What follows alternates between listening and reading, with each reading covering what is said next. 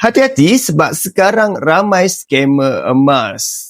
Ramai fikir mereka dah buat pelaburan yang bijak tapi terperangkap dengan skamer ini.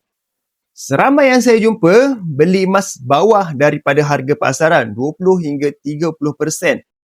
Akhirnya emas tersebut adalah emas palsu atau rupanya skim yang tidak sah.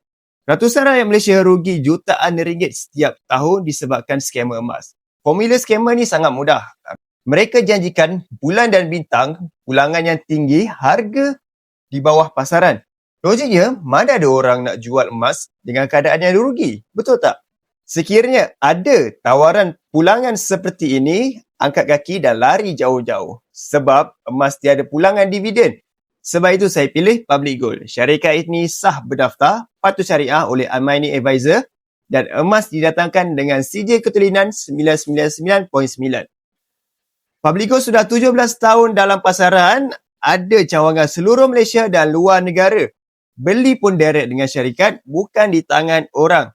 Bagi anda yang sudah lama tercari-cari syarikat emas yang terbaik, inilah pilihan yang tepat. Anda boleh rujuk pin video saya, 5 langkah mudah untuk daftar akaun emas secara percuma dan saya akan bantu bimbing dengan cara-cara dan langkah-langkah yang terbaik untuk anda.